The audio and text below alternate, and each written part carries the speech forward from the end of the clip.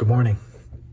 We've seen a little bit about peace and handling disagreements. We could say peace and relationships in Philippians 4:2 and 3. In Philippians 4:4, we see, I think, a connection point building off of peace to rejoicing. And I say that because verse 2 and 3 is about peace. We're going to see that really verse 6 and 7 are kind of shrouded in the idea of peace. So this middle portion, I think, is bookended by peace, and we should see it that way. Because if we can live in the midst of difficulty and challenge and tension with peace, I think it actually can give us joy. So here's verse 4.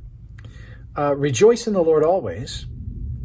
Again, I will say rejoice. Well, he said it earlier, right? This is the second time he said this idea of rejoice in the Lord specifically. He's alluded to joy a number of times in this letter.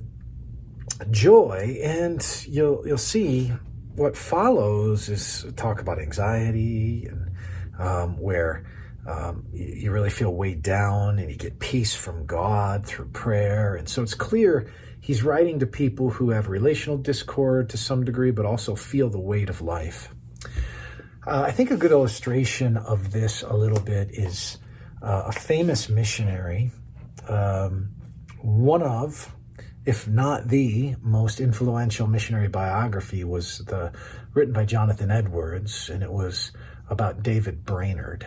David Brainerd was engaged to be Jonathan Edwards' son-in-law, and he died as a young man. I think he was 29, I believe, and he died, and he was a missionary to the Indians in the Northeast, the indigenous people.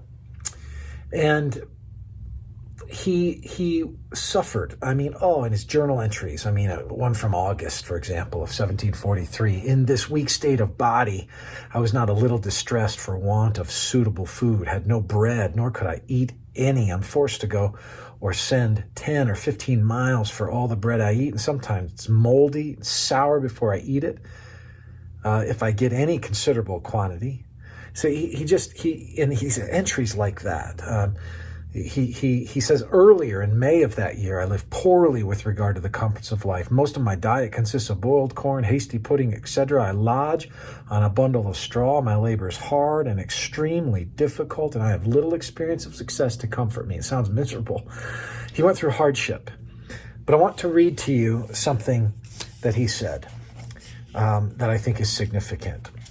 And I think it applies to this idea of rejoicing in peace in the midst of difficulty. He said, "Such fatigues and hardship as these serve to wean me more from the earth, and I trust will make heaven the sweeter. Formerly, when I was thus exposed to cold, rain, etc., I was ready to please myself with the thoughts of enjoying a comfortable house, warm fire, and other outward comforts. But now these have less place in my heart through the grace of God. And my eye is more to God for comfort. In this world I expect tribulation, and it does not now, as formerly, appear strange to me.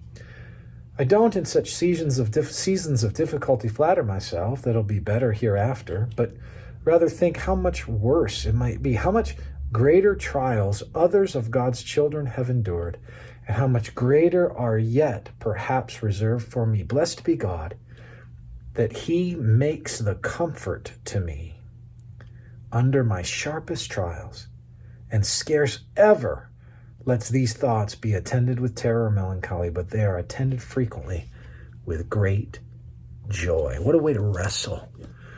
Here, wrestling with just the absolute difficulties of life. Do you have pain in your body? Do you lack money? Are you uncertain about your future? Do you feel insecure? There is something here for us that we can wrestle through that and see the sovereign care of God and come to a place of peace and joy. Paul tells the Philippians, "Rejoice in the Lord always, and again I say rejoice." And he does that irrespective of circumstance. May we be like that ourselves. Take care.